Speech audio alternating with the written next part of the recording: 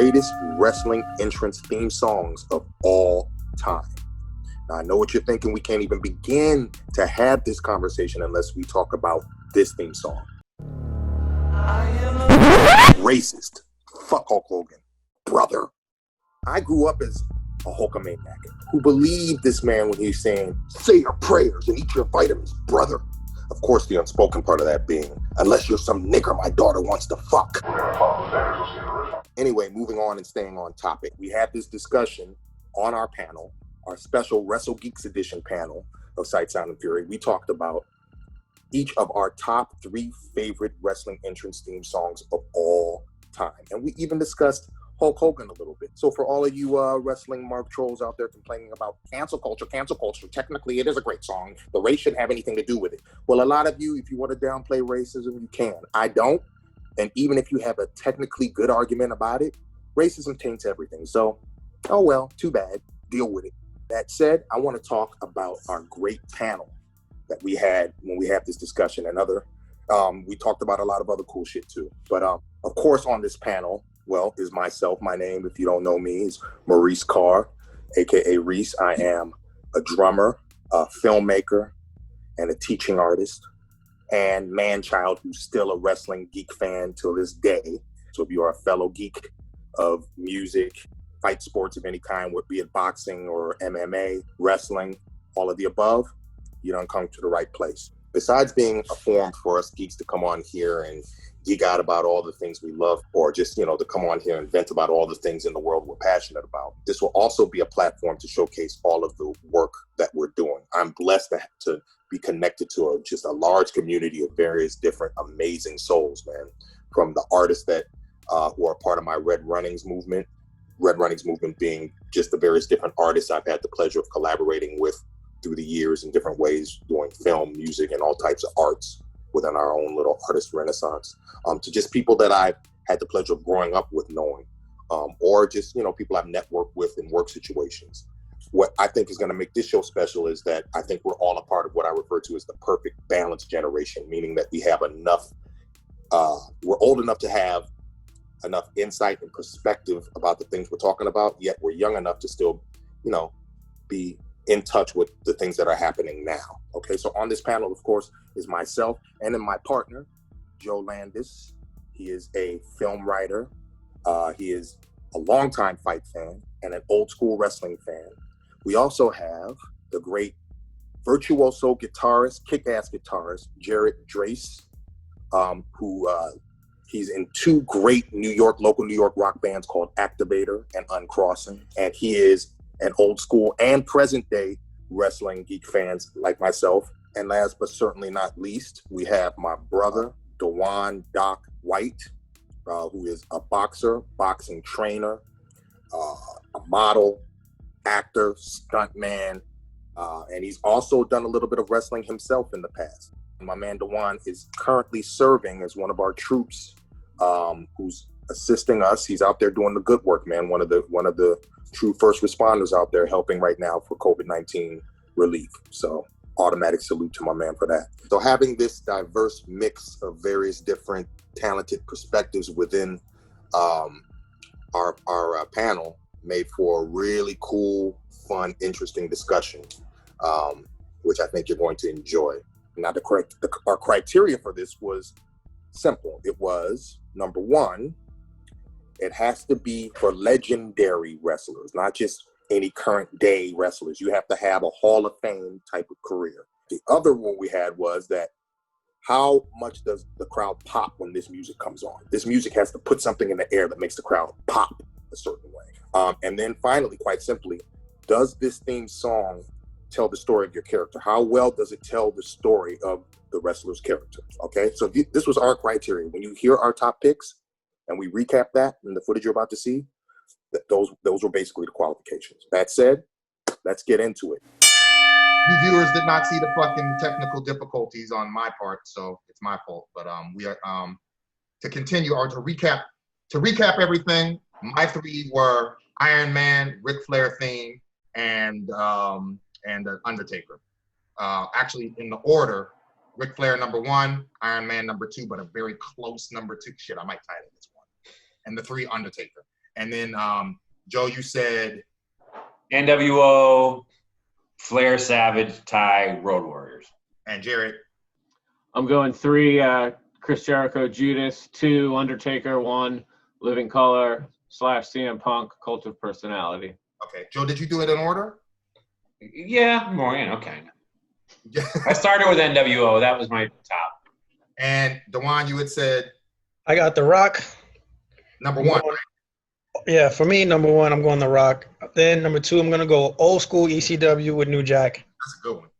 And number 3, again, this is for me and my experience. I'm going to take you overseas and go with the Do Fixer stable theme, which was Dragon Kid, Genki Horiguchi, and Ryo Saito. The Do Fixer theme was. So hold up, man. Wait. I gotta go on Wikipedia. Hold on, I'll be right back. Well, here's the thing: you can't find the theme anywhere. So, I can't even. Get out of here. You got to get the backstory. This man, Dewan, texts me. Well, I don't really, my knowledge is kind of limited. I don't really know. Well, and then you come out left field with some shit. Well, I don't even know who the fuck you're talking about. But that's some real wrestling. So, yeah, the Dragon Gate was where I was familiar on with the fast track to. This was, almost 20 years ago or whatever. I was 123 pounds or something like that. You know what I mean? So, for America, I was too small. For Japan, I was huge. And it was and that's the style we got trained. That's where we were going. And then when my Japanese tour fell apart, that's when I hung wrestling up. Damn. So you were aspiring to get to Japan. Yeah, that was my goal. Shit. So but during that process, you heard these people's theme music and you fell in love that's with all we watched. I didn't really watch WWE. Everything we got was imported tapes from highspots.com back in the day, trying to find someone whose mom will let us use her credit card so we could order this shit. Damn. So, a lot of the themes that were super influential to me were the overseas themes. And the Do Fixer theme, I searched for it. You cannot find it anywhere. Maybe one of the matches, but they were a triple threat. It was 3 of them. It was Ryo Saito, which was huge influence a guy for me. Dragon Kid, who, if you ever play SmackDown or one of those new games, all those moves that you never see American wrestlers do but are somehow in the game, most of those came from overseas. And Genki Horiguchi, which I don't know too much about, but he was part of the stable.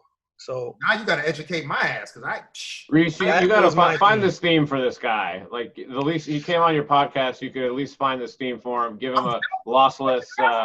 If you can find that theme, bro. Because I'm editing it. I'm gonna find it and find a way to edit it into this episode. How about that? Send it to him and then Venmo him also, just because. You still can't find it? I can't find it anywhere. I had it on a computer somewhere a long time ago, but I cannot find it anywhere. Let me dial it back then, because I just talked some shit. I'm gonna find it and edit it in this episode. I gotta know about it. You may have to go on Napster or Audio Galaxy or something to pick that up. Yeah, that's. I'm gonna have to ask. Oh, holy shit! Well, Jared made a great point earlier that I want to bring up, which is the criteria. We might want to have another episode too where we talk about original theme songs, right? I wanted to the Undertaker's theme, right? The motif is not that song wasn't written for the Undertaker, or was it? Isn't that da da da da da da da? Isn't that specifically for him? I think. But isn't that a classical song? Isn't that a funeral song? He didn't come out to that, did he? Dun dun dun dun dun dun. He did. That's Star Wars. No, but they wrote it thinking of that. You can hear they. All right. Okay. That's So it was sort of. Yeah.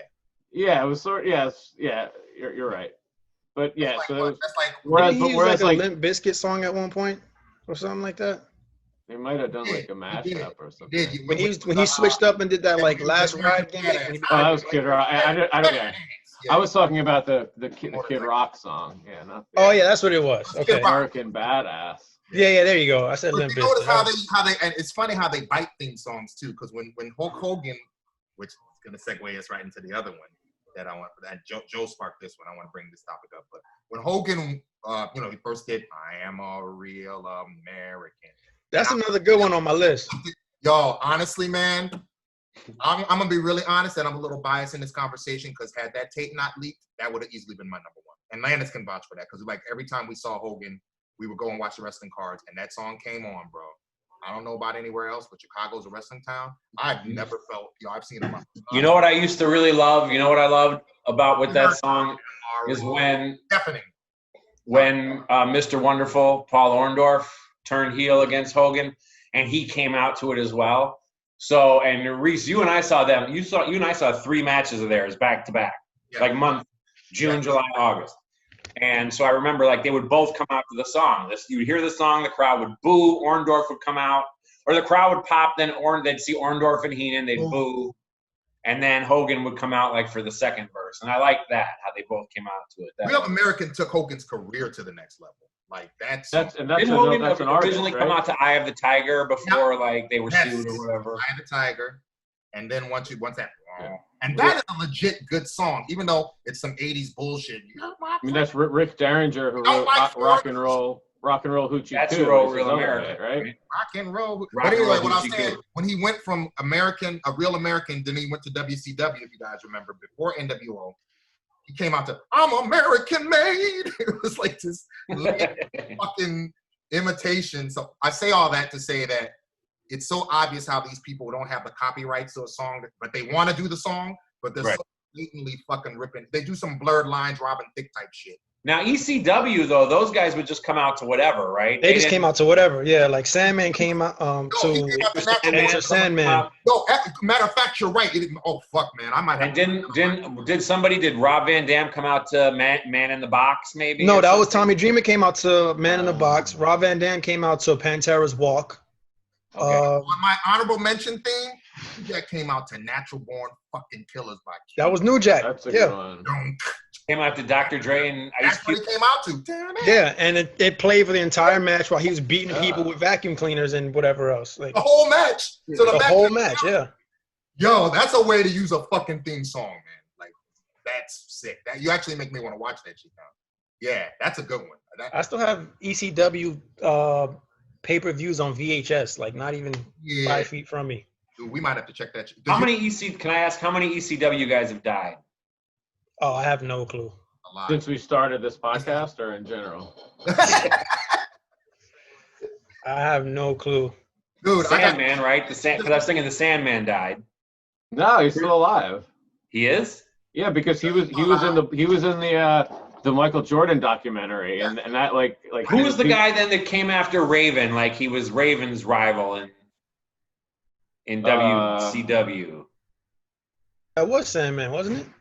I thought it was Sandman. I thought he died, and he had the girl manager, and she died too. I thought. I don't know. Chris Candido died, right? I can't remember any of that. Candido died of natural causes. Chris Candido? Yeah, he died of natural causes.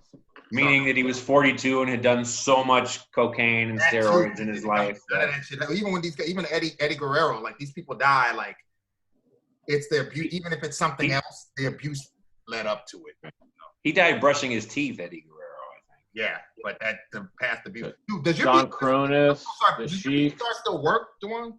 Does what? Does your VCR still work? Can you still play VCR tapes? I don't even have a VCR. I'm on a quest for one because all like my old matches and practices and everything else is all on VHS. Gotta transfer. You gotta digitize that. So I'm on the hunt for one. So we got a few more minutes to wrap it up. Just a few more minutes here, but I want to get to this to ask you guys, get you guys' take on this. It's a funny thing now, right? Am I being wrong? Should I be completely? And I know a lot of trolls would be like. Because a lot of the trolls have their list. I know the troll list. You fucking trolls, the viewer. Might be you, viewer. The trolls list is easily Real Americans on that list. Stone Cold Steve Austin's on that list. The Rock is on that list. Daniel Bryan. Daniel Bryan's at the top, though. But you know, everybody, a lot of trolls have their list. And they'll be like, well, just because of that racial thing, you shouldn't cancel out Real American. You guys take. Because that is, dude, I was going to make that my number one. And then I was like, fuck Hogan. I mean, I think you could make it your number one, but I feel like I don't know. Maybe me and Joe can make it or not. I just it's like, there's cancel culture, and then there's, it's there's good cancel culture and there's bullshit cancel culture. Yeah, I mean, I could see it go either way. I mean, he doesn't see, a lot goes into it. He's, I could see both sides of it. Not to sound like that. There's good people on both sides. I think that sorry, go ahead, keep going, Jared. Sorry. No. I mean, I think, maybe enough time has passed, and I don't think, there hasn't been a repeat offense from there that we know of. That so maybe it's okay to think Hulk Hogan's okay, but if you don't think he's okay, then I totally respect that also. Yeah, I don't know if that shit thing can ever be for me. Yeah. So, all right. So I think I agree. Cancel culture is I'm not a fan of it. And if that was your biggest reaction to a wrestler coming out consistently, then it was. I mean, you've evolved since then, but that was still like you never got that feeling that you got when Hogan would come out to Real American. Then it is number one. And the other thing is Hogan's the guy that got caught, but you don't think like the Fabulous Freebirds were racist, for example, or something like all those old wrestlers, probably 90% of them. Yeah, no, but listen, I also define racist different. I think everybody has it in them, but it's just different levels, and it's how you work on it, it's how you deal with it. But that is a great point. If the song is banging and it just brought the pop, but you can't understand how it taints me, how I'm like, that's why I admit it. That shit's taint, and that's the problem with racist shit, in my opinion. Like, you can leave a scar that gets in the way of shit that you can. I mean, it's like, well, if you can't enjoy it anymore, then want to watch Woody Allen movies. It can't have the same energy. It fucks with the nostalgia too much. But it's a badass theme song. It is a classic. It's a fucking classic entrance song. Like, you can't argue with that. I mean, it's no Iron Man. I mean, it's not like no Iron. No, it's no Iron. Like no one's gonna play that at a concert. No voodoo. And the words aren't as relevant either, which kind of connects to more of a racist mindset in the 80s. But like, if you went to a concert and somebody played Real American, like, would you be amped for it? Whereas if somebody it'd be played really Iron uncomfortable. Man, Right. It'd be weird. In the 80s, that shit would have gone. In the 80s, you could have rocked that in a concert. I guess. I don't know. Even then, That'd be weird. It would have. Okay, like let's say, all right. I mean, let's say my band's heavy. If we started playing Real American, it would be pretty weird. But if we played Iron Man, you'd say, all right, that's a crowd. Go nuts. Yeah. A cult of personality. They'd say, all right, that's a song I want to hear live. It's not just the racist shit, but it's also the fact that it's. But that song is so dated, though. Yes. That's what I'm saying. Racist shit aside, it's a pretty. The song is dated. You know what? So here's what we're gonna do. We're gonna wrap this up. And do you guys have any kind of plug you want to give as far as info, what you got going on, or any of that shit? So, I mean, you could go to activator.bandcamp. We got some music. Uncrossing.bandcamp. We got some music. That's about it. Otherwise, Cool. What's just up? chilling. Brown Rice Band. Oh wait, that's your band. Sorry. My man. What you got there on? Anything? No, nothing as of now, but as it comes out, I'll definitely keep you posted. We do more of these. Beautiful. We shall. Man, y'all rock. I appreciate it, man. All right. And is anything? No? We got our shit is under wraps, man. We'll get to our shit later. I got fuck. I can always talk about my shit. Fuck it. Gotta go. Edit that in later. We don't need to hear it. Talk about it later. Thank you guys, man. Cheers, guys. This was fun.